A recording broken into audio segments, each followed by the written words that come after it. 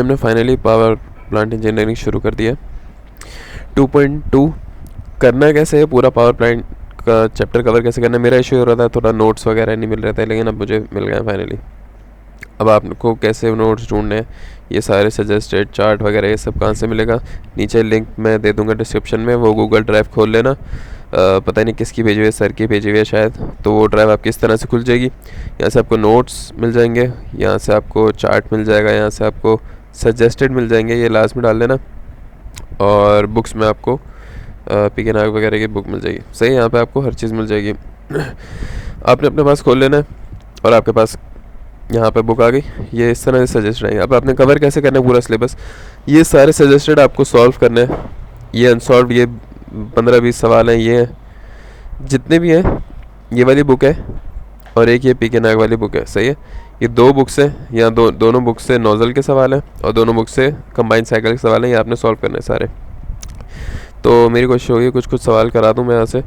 अभी फ़िलहाल मैं ये कवर करा रहा हूँ, unsolved questions of power plant engineer by P के नाग 3rd एडिशन। 2.2 से स्टार्ट कर रहे हैं।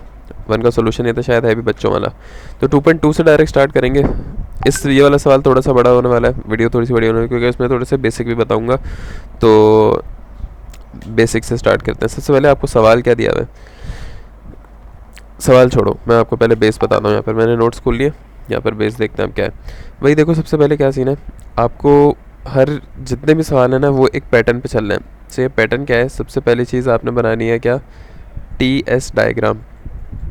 टी है टेम्परेचर और एंट्रोपी की डायग्राम। सेकेंड स्टेप आपके पास आएगा मेक चार्ट, मेक डायग्राम।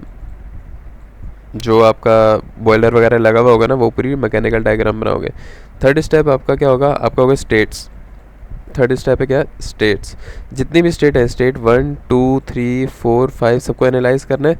और आपने हमेशा सवाल में बीच में लाइन खींचनी है, यहाँ से स्टार्ट करना है। स्टेट ज़रूरी नहीं है स्टेट 1 से स्टार्ट हो, जिसकी इन्फॉर्मेशन सबसे ज़्यादा गिवन होगी जिस स्टेट की भी, वो लिखोगे। भले यहाँ 5 आ सकती है कुछ भी। तो इस तरह स्टेट 1 2 3 4 5 6 इस तरह स्टेट्स हो गई। स्टेट्स के बाद आपका एंड वाला होता है क्या, फार्मूलाज। यह आपका पूरा तकरीबन आपका कंबाइंड साइकिल इसी पैटर्न पे चलेगा, यही आपको करना है। तो स्टेट्स में आपको समझा दूंगा, फार्मूले समझा दूंगा। डायग्राम और टीएस की बात आ गई जहाँ तक, तो डायग्राम और टीएस हम लोग देख लेते हैं। सबसे पहले टीएस डायग्राम देखते हैं। आपको एक चीज़ देखनी होगी क्या, टेम्परेचर, एंट्रोपी और एंथैल्पी, ये तीनों चीज़ें डिफरेंट हैं। ऐसा नहीं है कि अगर टेम्परेचर बढ़ रहा है तो लाजमी है कि एंट्रोपी भी बढ़े और लाजमी है कि एंथैल्पी भी बढ़े।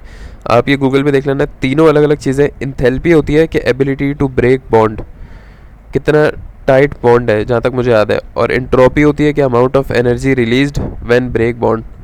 तो एंथैल्पी एंट्रोपी एक ही तरह की, इस तरह कुछ डिफरेंस होता है, बट ये डिफरेंट चीज़ें मैं बता रहा हूँ। टेम्परेचर एक अलग चीज़ है।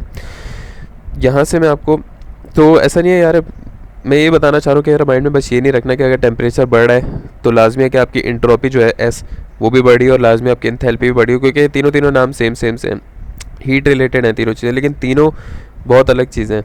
ठीक है, यहाँ पे आपके पास टीएस डायग्राम बेसिक कैसे बनती है ये मैं आपको समझा रहा हूँ। देखो, ये आपका टेम्परेचर है, ये आपकी एंट्रोपी है, this is called TS diagram. सही है, आपके पास हमेशा एक ये लाइन बनेगी। ये लाइन क्या कहलाती है, ये गौर से देख लेना आप लोग। देखो, ये लाइन जो भी है ना, इसको अगर मैं हाफ में डिवाइड करूं तो कोई भी पॉइंट मेरा, यार 1 मिनट कॉल आ रही है। सही है, आपको ये हमेशा समझना पड़ेगा। कोई भी पॉइंट, ये वाली जो लाइन है हाफ से पहले वाली line, this line is called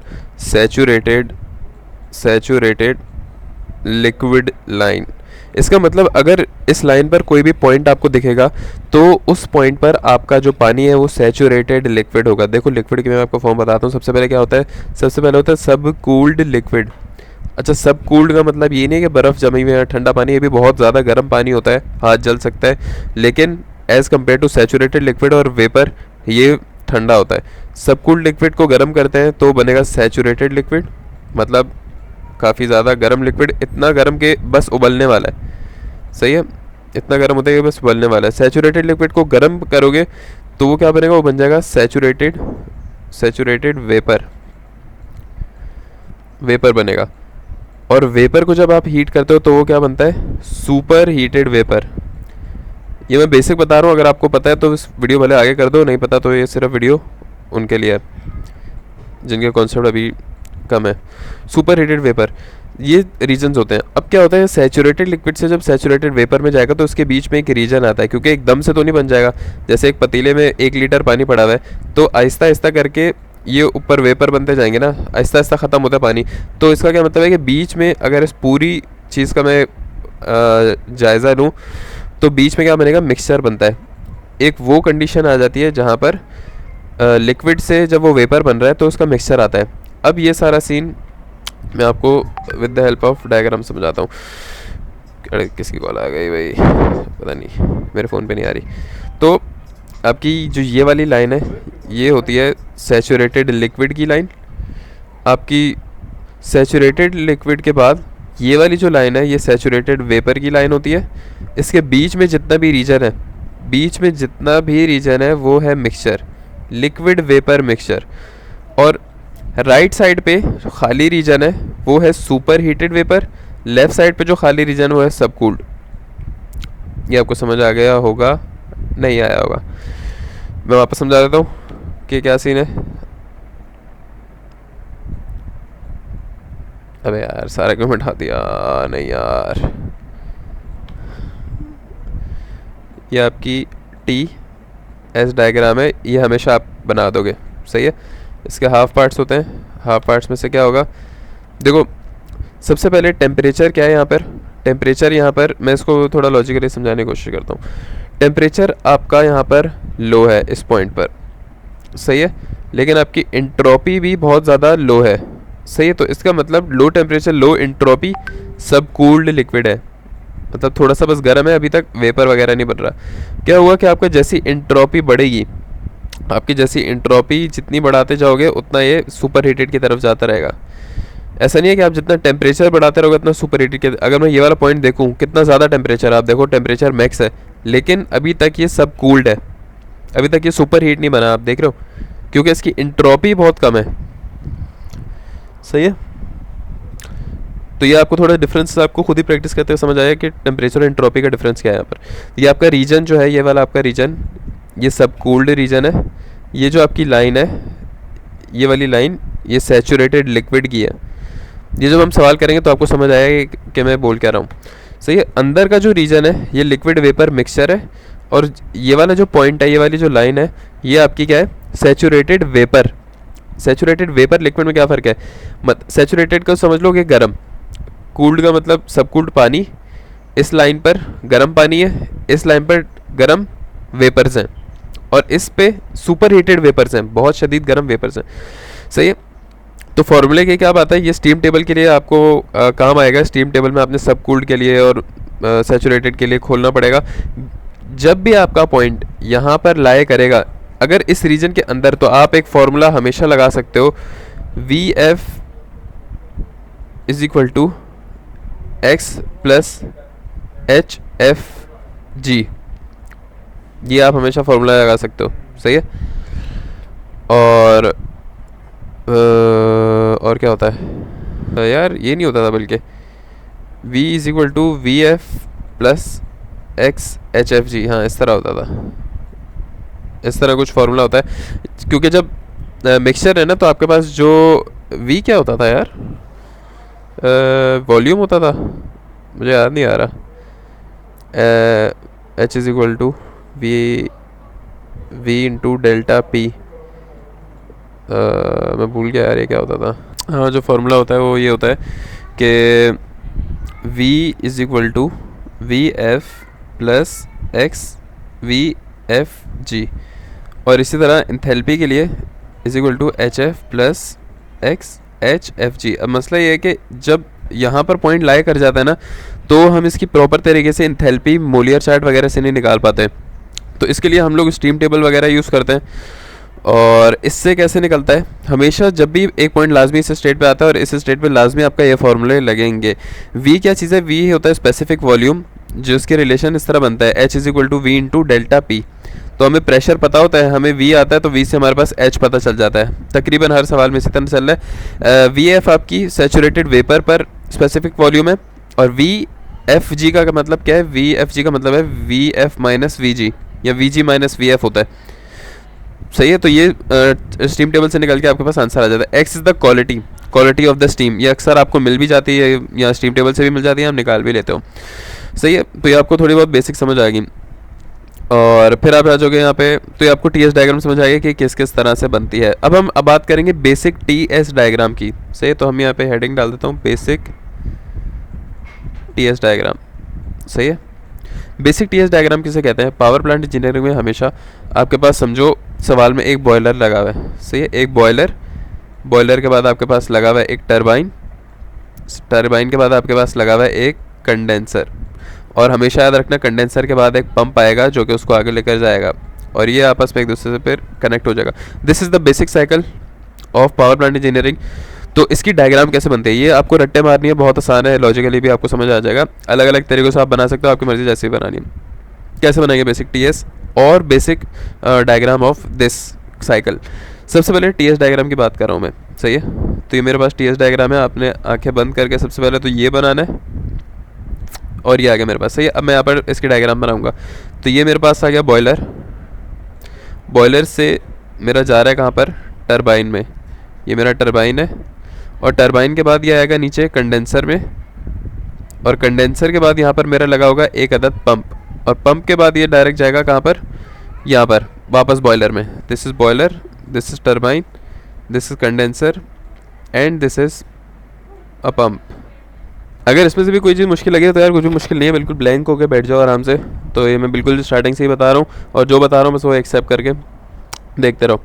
सबसे पहले क्या होता है, सबसे पहले आप हमेशा बॉयलर से स्टार्ट करते हो। बॉयलर की नंबरिंग हमेशा 1 दे देना। सही है, आगे जो भी नंबरिंग बन रही हो या आप हमेशा याद रख लेना। ठीक है, तो सबसे पहले क्या होगा, बॉयलर के अंदर यहाँ समझो कहीं से पानी आएगा।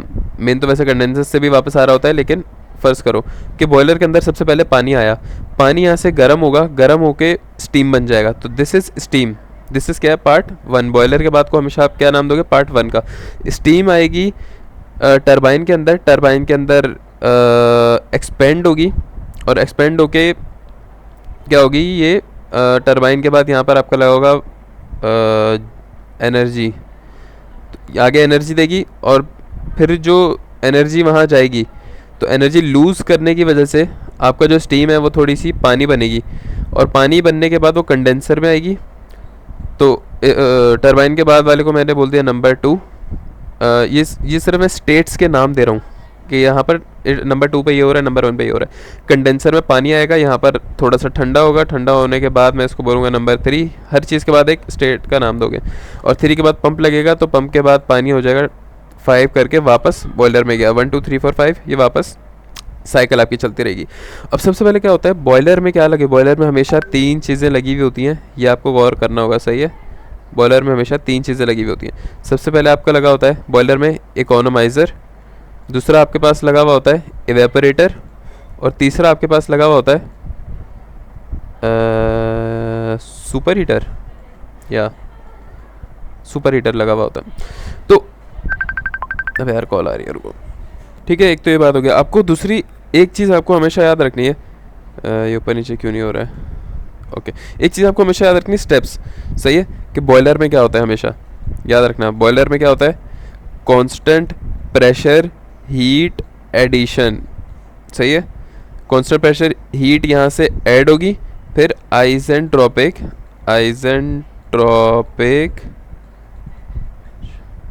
रिडक्शन। एक्सपेंशन का उल्टा क्या होगा?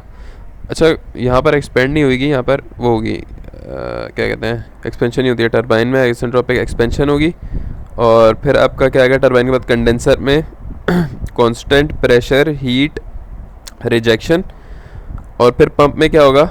आइसेंट्रोपिक एक्सपेंशन और रिजेक्शन। क्या होगा इसका उल्टा? कंप्रेशन होगा, आइसेंट्रोपिक कंप्रेशन। अब ये चीज़ें आपको फैंसी से काफ़ी चारों चीज़ें जो कि मुझे भी लग रहे थे, मैं बताता हूँ सीधे सीधे क्या है। आप यहाँ पर सबसे पहले ये बनाओगे कि यहाँ पर आपका हमेशा बॉयलर का पॉइंट आपका कहाँ आएगा? यहाँ पर आएगा मोस्ट ऑफ द टाइम। ये बॉयलर आएगा, बॉयलर से नीचे यहाँ पर टच हो गया, टच होने के बाद यहाँ पे सीधा यूँ जाएगा, यहाँ से ऊपर आएगा, ये और ये आपको रट्टा मार लो, ये बेसिक साइकिल है। इसके बाद अगर रीहीटर मतलब एक लो प्रेशर टरबाइन लगा है तो थोड़ा सा चेंज हो जाएगा, ओपन फीड क्लोज फीड लगे में थोड़ा सा चेंज हो जाएगा। मैं बिल्कुल बेसिक बता रहा हूँ आपको। ये आपका आ गया पॉइंट, बॉयलर से गर्म होके ये बॉयलर में आ गया, सुपर हीट हो गया इस पॉइंट तक। उसके बाद ये आपका पॉइंट 1 है, ये आपका पॉइंट 2 है, ये आपका पॉइंट 3 है और ये आपका पॉइंट 4 है। ठीक है, ये टेम्परेचर है, ये इंट्रोपी है। अब आपको कैसे याद रखना है, हमेशा याद रखना है कांस्टेंट प्रेशर। बॉयलर में हीट एडिशन हो रही है, कांस्टेंट प्रेशर हीट एडिशन। तो यहाँ पे देख लो 0.4 से 1 तक, point, why did I write 5 here, यहाँ पर 4 आएगा। तो पंप के बाद क्या है 0.4 से लेकर 0.1 तक क्या हो रहा है, हीट ऐड हो रही है, पानी के अंदर हीट ऐड हो रही है, टेम्परेचर बढ़ रहा है, एंट्रोपी बढ़ रही है। तो 0.4 से लेके 1 तक आप देख रहे हो कि यहाँ पर टेम्परेचर राइज हो रहा है, इस पॉइंट से लेके इस पॉइंट तक टेम्परेचर और एंट्रोपी दोनों बढ़ रही हैं। तो कांस्टेंट प्रेशर पर हीट एडिशन। और इसकी एक और चीज़ क्या आपको पता चली, कांस्टेंट प्रेशर आपको हमेशा याद रखना है कि 0.4 का प्रेशर बराबर होगा 0.1 के प्रेशर से। मैं बिल्कुल बेसिक बता रहा हूँ आपको, बहुत ज़्यादा बेसिक, सही है। 0.4 का प्रेशर बराबर होगा 0.1 के। तो इसका मतलब बॉयलर के अक्रॉस जितना भी प्रेशर होगा वो बराबर होगा। तो ये आपको स्टेट सॉल्व करने में मदद करेगा। सेकंड चीज़ क्या है, ये यहाँ पे गर्म हो गया, गर्म होने के बाद टरबाइन में क्या है, आइसेंट्रोपिक कंप्रेशन और एक्सपेंशन को आपने याद रखना है आइसेंट्रोपिक से, आइसेंट्रोपिक। इसका मतलब क्या है, सेम इंट्रोपी है। इसका मतलब देखो 0.1 से 2 इंट्रोपी सेम है, इंट्रोपी तो लेफ्ट टू राइट बढ़ रही है, ये देखो कांस्टेंट है बिल्कुल 0.1 और 2। तो इसका मतलब जब भी टरबाइन में स्टीम एक्सपेंड होगी जाके वहाँ पर S1 बराबर होगा हमेशा S2 के। अच्छा, ये हमेशा नंबर्स ये नहीं होगा कि S1 लाजमी बराबर हो S2 के, लेकिन अगर ऐसी कंडीशन है तो हमेशा ये चीज़ें बराबर होंगी। बॉयलर के अक्रॉस प्रेशर कांस्टेंट होगा, टरबाइन के अक्रॉस S1 S2 बराबर होगा। ये सारी चीज़ें हैं, तो आपको ये चीज़ें समझनी पड़ेंगी प्रॉपर। उसके बाद S2 और S3 में मैं क्या देखता हूँ, मैं देखता हूँ कि यार ये आइडियल है, सही है, आइडियल का बता रहा हूँ। आइडियल में मैं क्या देखता हूँ कि यार ये टेम्परेचर तो यहाँ पर बिल्कुल कांस्टेंट है, इंट्रोपी तो कम हो रही है, यहाँ पर ज़्यादा है, यहाँ पर कम है, इन दोनों पॉइंट्स की बात कर रहा हूँ। टेम्परेचर क्या है, यहाँ पर कांस्टेंट है, इन दोनों पॉइंट्स में देख लो। तो मैं कह सकता हूँ कि T2 बराबर है T3 के। ये रिलेशंस आपको कुछ टाइम बाद भी आराम से समझ आएंगे। उसके बाद 3 से 4 में क्या है, 3 से 4 आपका क्या कहलाता है, 3 से 4 है आइसेंट्रोपिक कंप्रेशन। आइसेंट्रोपिक का मतलब सेम इंट्रोपी है। ये मैंने हल्का सा टेढ़ा बनाया है, बिल्कुल स्ट्रेट जाता है, ये बिल्कुल स्ट्रेट जाएगा ये। तो इसका मतलब क्या है, S3 बराबर है S4 के। तो ये सारी चीज़ें आपको बेसिक पता चल गई, ये स्टेट्स में आपको मदद करेगी। अच्छा, अब यहाँ पर मैं कुछ बेसिक्स बताना चाहता हूँ और भी, वो कैसे पता चलेंगे। देखो यार क्या सीन है, यहाँ पर आपके पास बॉयलर में Q इन हो रहा है, यहाँ पर Q आउट हो रहा है, ठीक है। और अब ये चलता कैसे है, देखो बॉयलर में क्या होगा, सबसे पहले पानी आया, ये यहाँ से कंडेंसर से पंप से पानी आ गया यहाँ पर। आपको ये गौर करना है इकोनोमाइज़र क्या करता है। ये जो 3 लाइन है ये आपको पता नहीं चल रहा होगा, ये 3 लाइन क्या चीज़ है। ये 3 लाइन मैं समझाता हूँ। सबसे पहले पानी इकोनोमाइज़र में जाएगा, इकोनोमाइज़र में पानी हल्का सा गर्म होगा, तो जो आपका सब कूल्ड लिक्विड है वो सैचुरेटेड लिक्विड बन जाएगा। इसलिए पहले बॉयलर का इस पॉइंट से इस पॉइंट तक आता है, ये पूरा बॉयलर का हिस्सा है, सही है। तो सब कूल्ड लिक्विड से सैचुरेटेड लिक्विड बनेगा। फिर बॉयलर के पार्ट के अंदर अगला स्टेप होगा जो कि एवेपोरेटर है। एवेपोरेटर का नाम से लग रहा है कि वो पानी को एवेपोरेट कर देगा, वो पानी को क्या बनाएगा, वेपर बना देगा। तो सीधी लाइन जाती है यहाँ से वेपर की फॉर्म में, सही है। कांस्टेंट टेम्परेचर पर आपकी इंट्रोपी चेंज कर देगा एवेपोरेटर, इंट्रोपी स्टेट ही चेंज कर देगा आपकी, सही है। और थर्ड पार्ट बॉयलर के अंदर लगा हुआ होता है, वो होता है सुपर हीटर। सुपर हीटर क्या करेगा, आपके जो वेपर्स हैं उनको जो सैचुरेटेड वेपर है उनको सुपर हीटेड वेपर बना देगा। तो ये 3 लाइन इस तरह से बनती हैं। इसके बाद आपका ये आ गया टरबाइन। टरबाइन में कांस्टेंट इंट्रोपी से एक्सपेंड हो गई, कांस्टेंट इंट्रोपी रही। फिर उसके बाद जो कंडेंसर था, कंडेंसर ने क्या किया, आपका सैचुरेटेड जो वेपर था उसको लिक्विड में बना दिया।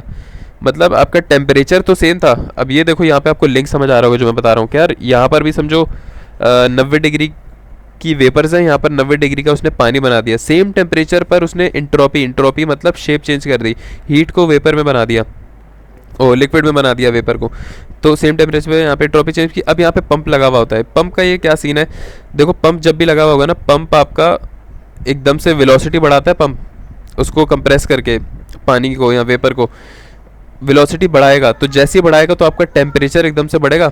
जब वो एकदम से उसको कंप्रेस करके एकदम से फेंकेगा तो उसकी हल्का सा टेम्परेचर बढ़ता है। इसीलिए क्या होता है कि पंप के बाद एक लाइन ऊपर जाती है कांस्टेंट ऊपर।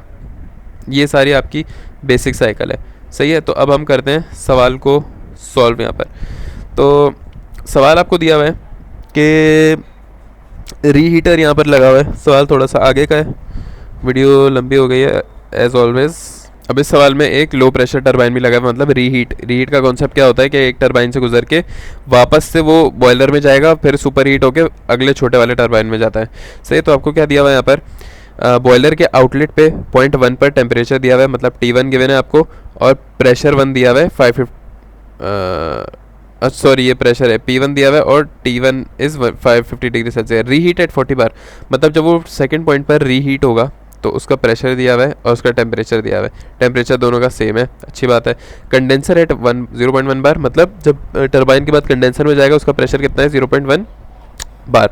अस्यूमिंग आइडल प्रोसेस, ये सारी चीज़ें निकालनी है। तो यहाँ पर मैं ये वाले नोट्स यूज़ कर रहा हूँ। TS डायग्राम देख लेते हैं। सबसे पहले क्या होगा, बॉयलर है, बॉयलर से सीधा सीधा कहाँ जाएगा, टरबाइन में आइसेंट्रोपिक, एंट्रोपी सेम है, यहाँ पर एंट्रोपी सेम है, आइसेंट्रोपिक एक्सपेंशन हो गई, नीचे आ गया, फिर वापस रीहीट में जाएगा।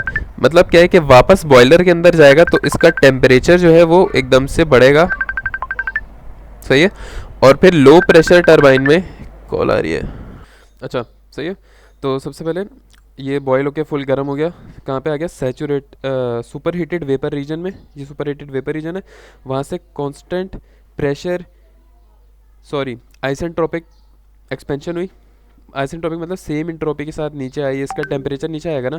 देखो जब टरबाइन के अंदर पार्टिकल टरबाइन को चलाएंगे तो पार्टिकल का टेम्परेचर नीचे आएगा और वो पानी बन के नीचे कंडेंसर में आएंगे।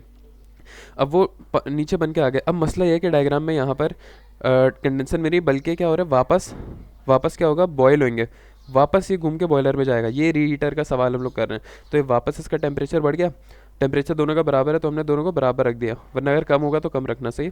और फिर जब सेकंड टरबाइन, ये देखो पहला टरबाइन, दूसरे टरबाइन के बाद कंडेंसर, वही सारा सीन होगा।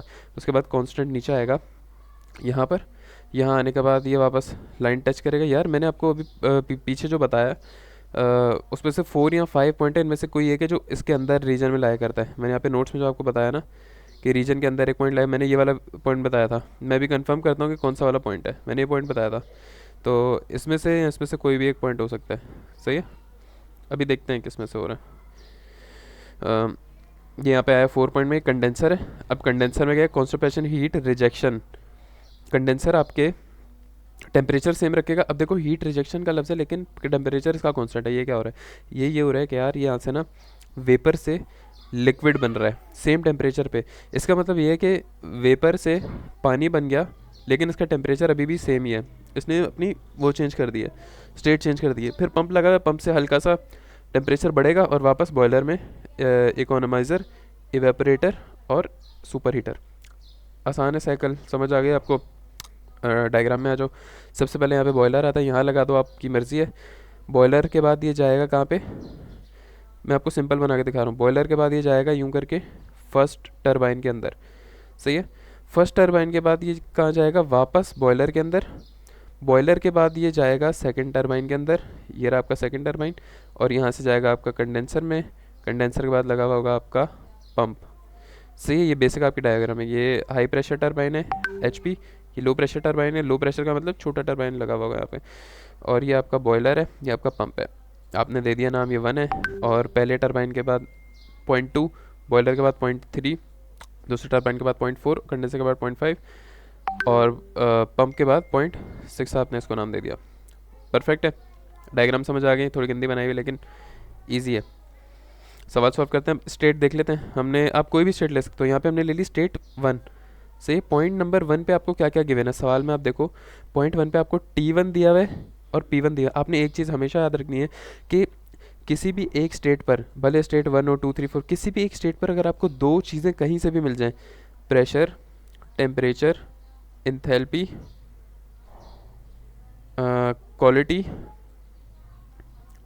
इन चारों में से कोई भी दो चीज़ें आपको मिल जाए तो आप मोलियर चार्ट यूज़ करते हुए हर चीज़ निकाल सकते हो। अच्छा, सबसे मेन चीज़ जो आपने निकालनी है वो एंथैल्पी निकालनी होती है, सही है। तो आपका सीधा सीधा प्रोसेस ये है कि आप एक स्टेट पर जाओगे, वहाँ पर आपको जिस स्टेट पे भी आपको दो चीज़ें गिवन है, आप उस स्टेट को पहले लिख लोगे, मोलियर चार्ट यूज़ करके उसकी चारों चीज़ें निकालोगे, सही है। फिर कुछ चीज़ रिलेट होगी, रिलेट कैसे होगी, जैसे यहाँ पर S1 बराबर है S2 के, ये बराबर है इसके, ये बराबर इसके, ये रिलेशन की मदद से आपको और भी चीज़ें मालूम हो सकती हैं। स्टेट 1 पर है, स्टेट 1 में प्रेशर दिया हुआ है, टेम्परेचर दिया हुआ है, मोलियर चार्ट पे गए, वहाँ से H1 और S1 निकाल लिया, सही है। एंथैल्पी और इंट्रोपी निकाल लिया। कैसे निकालोगे, यहाँ पर आ जाओ मोलियर चार्ट पे, प्रेशर है 150 बार, टेम्परेचर है 550 डिग्री सेल्सियस। तो यहाँ पे लाइंस गिवन है, ये प्रेशर की हैं, ये जो है ना, ये देखो बार, ये बार वाला सारा प्रेशर है, ये प्रेशर है 1 बार, ये प्रेशर की लाइन जा रही है ये वाली, और ये प्रेशर की लाइन जा रही है, सही है।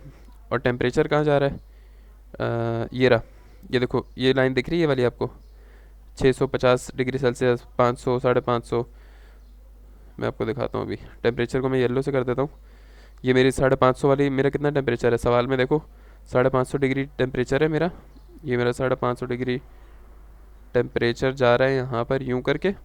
और मेरा प्रेशर कितना है, मेरा प्रेशर है 150 बार, मेरा प्रेशर है 150, प्रेशर को मैं राइट से करूँगा, 150 बार ढूंढता हूँ मैं कहाँ पर है, 100 बार, 200 बार, तो 100 और 200 बार के बीच में मेरा प्रेशर होगा 150 बार। ये वाली लाइन लग रही है मुझे, ये मैं ले गया उसको तमीज़ से नीचे यहाँ पर। अब ये पॉइंट यहाँ टच किया, इसको आपने बहुत नोकीली पेंसिल से बनाना है, यहाँ टच किए, ये टचिंग पॉइंट, इस पॉइंट को मैं यहाँ ले जाऊँगा, साइड पे गिराऊँगा और नीचे गिराऊँगा,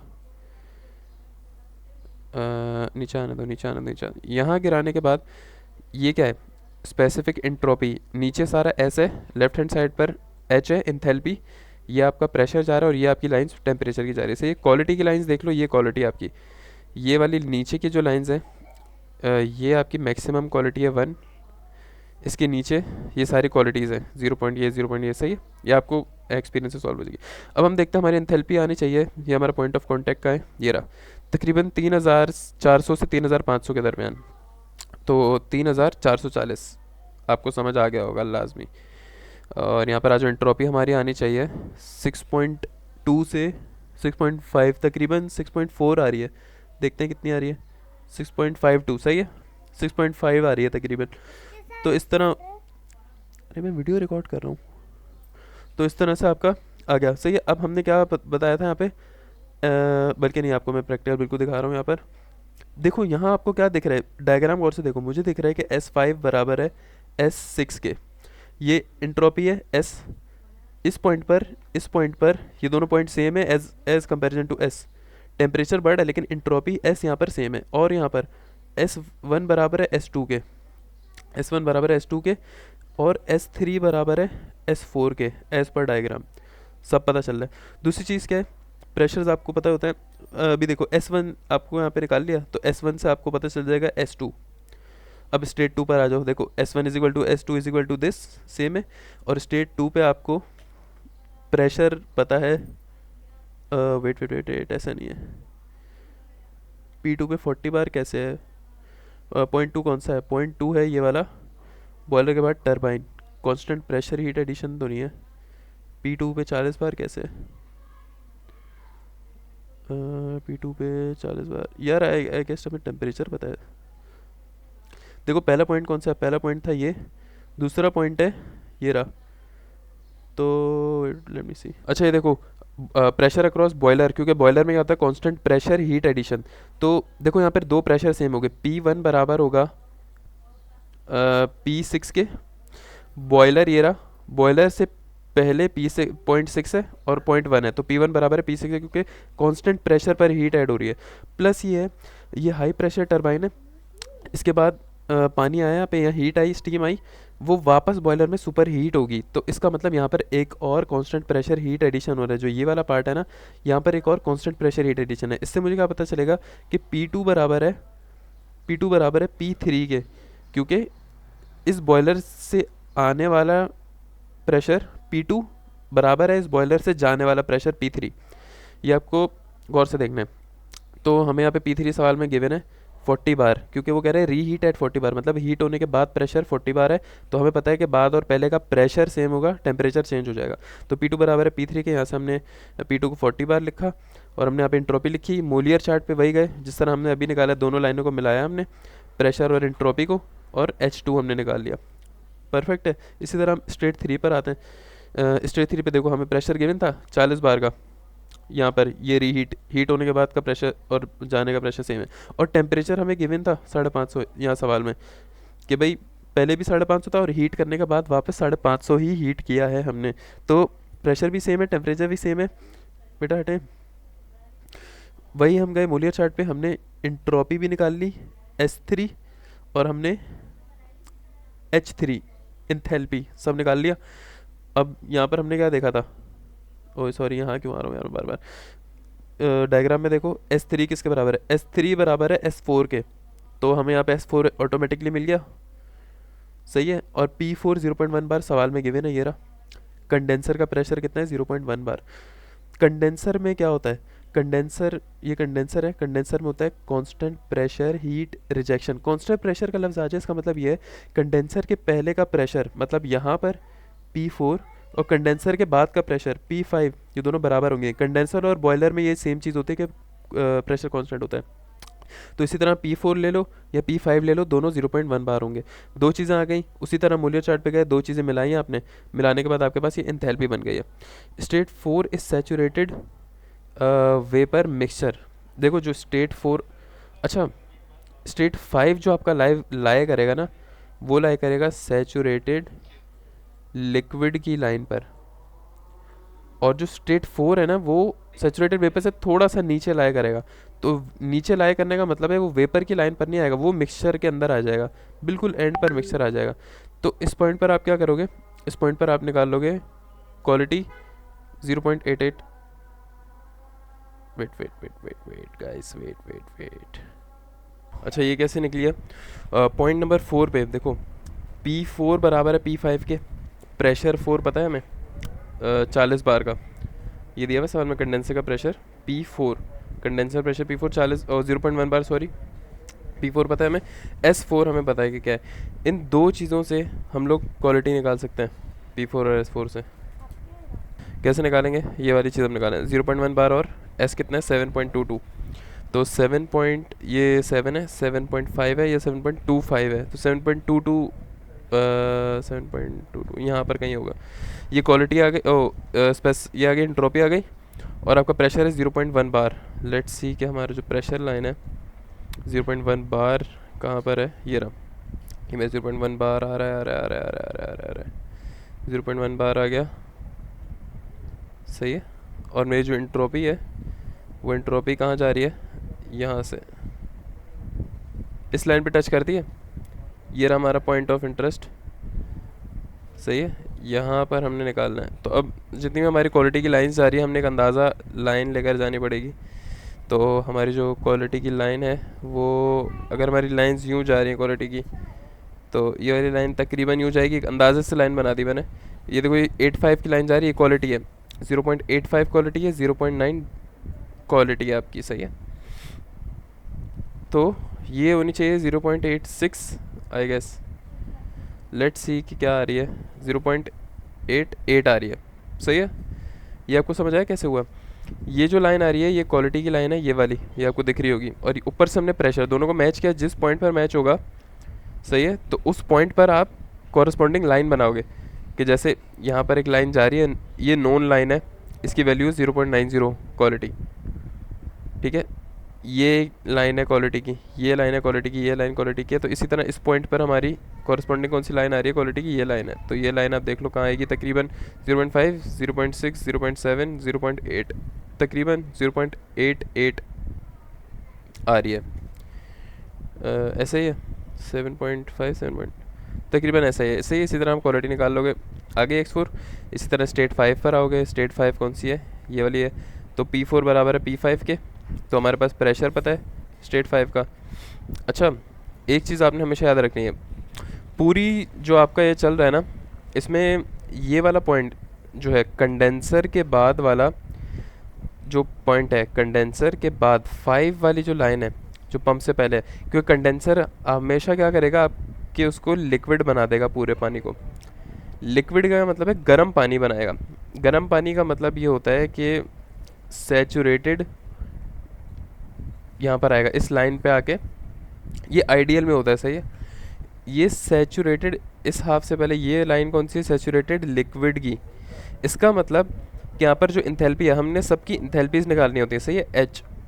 एक ये तरीका आप लोग रट्टा मार लो, ये आपको समझ आ जाएगा आहिस्ता आहिस्ता, कि इस लाइन के ऊपर जो भी इंथैल्पी आएगी इस लाइन पे यहाँ पे कहीं भी पॉइंट लाई करेगा, वहाँ पर अगर आपने इंथैल्पी निकालनी है तो आप डायरेक्ट इंथैल्पी ऑफ एफ निकाल लोगे। एफ क्या होता है, लिक्विड। एफ का मतलब लिक्विड है और एच जी का मतलब होता है वेपर, सही। तो अगर आप स्टीम टेबल में जाओगे तो आपको डायरेक्ट एच एफ मिल जाएगा एक प्रेशर के ऊपर, सैचुरेटेड लिक्विड टेबल के ऊपर। तो ट्राई करते हैं, स्टीम टेबल है, यहाँ से हम जाएंगे सैचुरेटेड लिक्विड के लिए, ये स्टैंडर्ड स्टीम है, सैचुरेटेड स्टीम यहाँ लिखा हुआ है ऊपर, सही है, यहाँ लिखा हुआ है। नीचे आऊँगा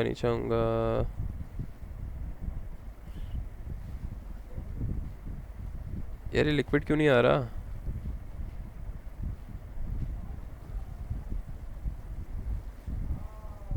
स्टीम आ रही है, तो स्टीम टेबल में सिर्फ स्टीम होता है, लिक्विड नहीं होता।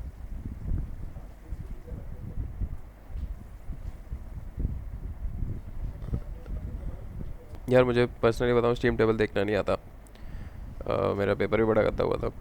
तो यहाँ पर देखो, पहले इंटरनल कंबशन इंजन में ना सैचुरेटेड लिक्विड और सबकूल्ड लिक्विड होता था, यहाँ पर सिर्फ लिक्विड और वेपर के बजाय ये एक मिक्सचर स्टीम टेबल लग रहा है मुझे, जो कि स्टीम के लिए है। तो हम डायरेक्ट सैचुरेटेड लिक्विड के बजाय हम डायरेक्ट सैचुरेटेड स्टीम के टेबल पे जाएंगे, सैचुरेटेड स्टीम टेबल। और हमें क्या पता है, देखो ये टेम्परेचर बेस है, हमें क्या चाहिए, प्रेशर बेस चाहिए, क्योंकि हमें क्या गिवन है, प्रेशर गिवन है। तो हमें प्रेशर बेस का सबसे पहले मैं खोलूँगा स्टीम टेबल, ये रहा प्रेशर बेस, सही है।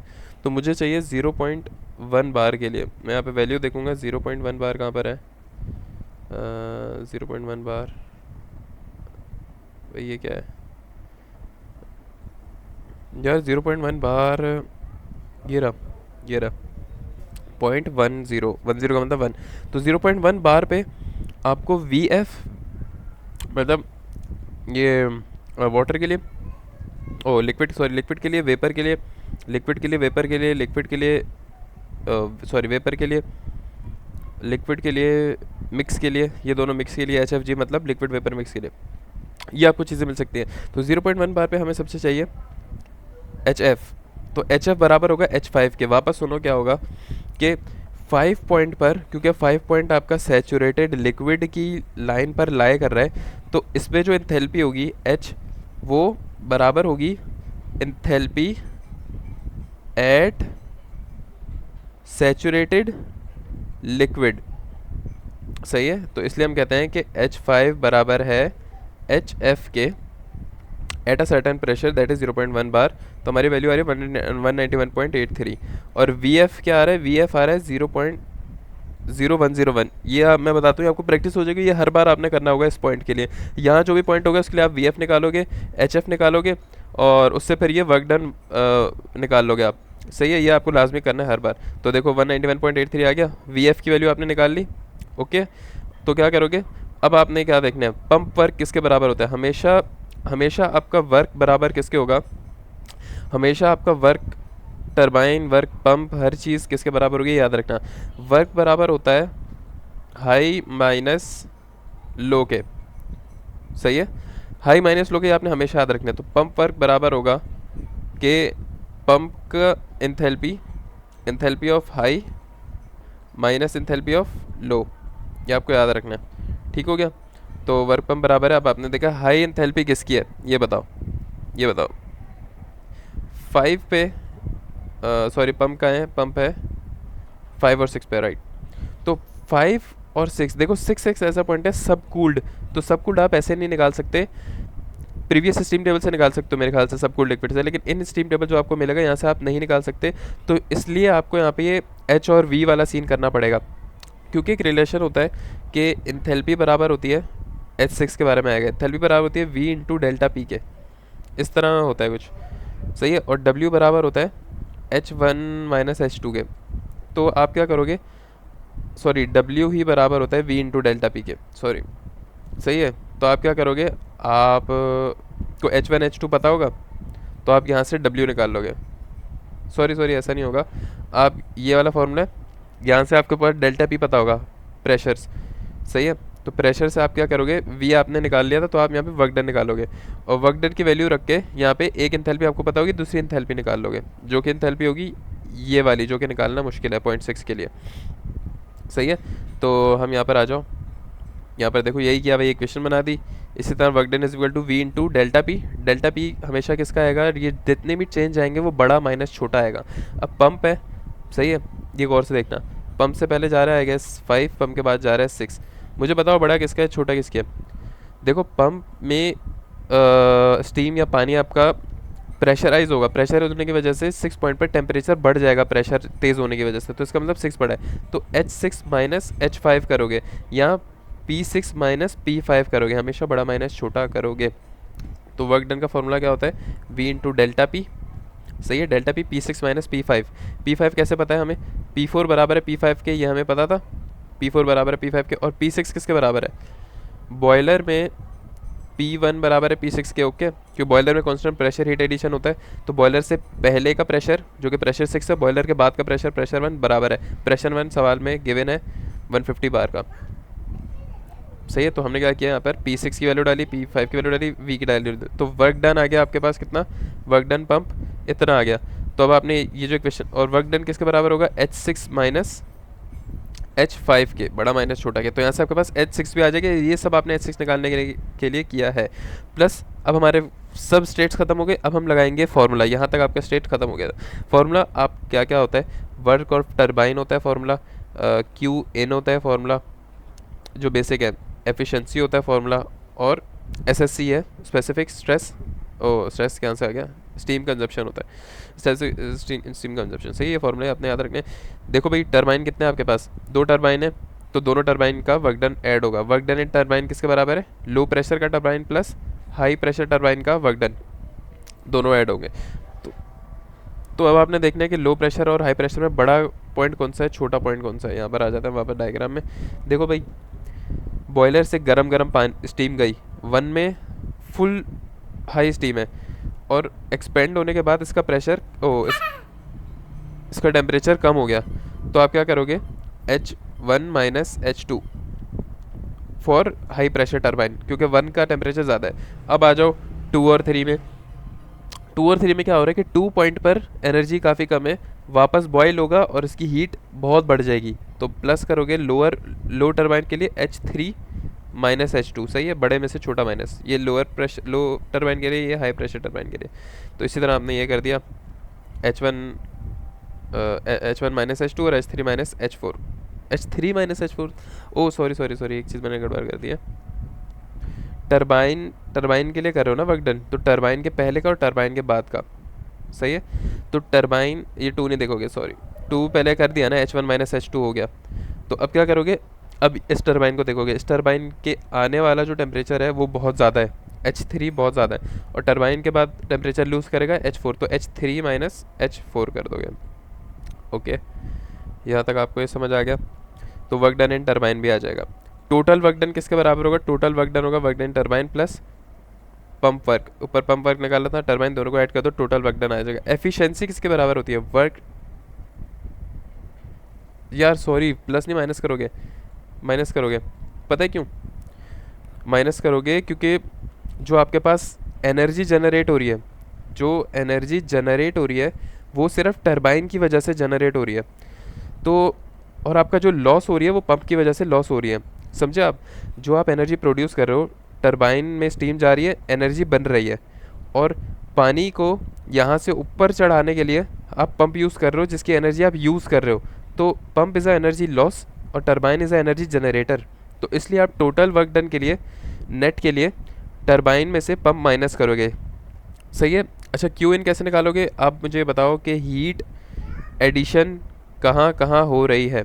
देखो हमारे केस में 2 हीट एडिशंस हो रही हैं, एक टरबाइन 1 के लिए हीट एडिशन हो रही है और एक टरबाइन 2 के लिए हीट एडिशन हो रही है, सही है।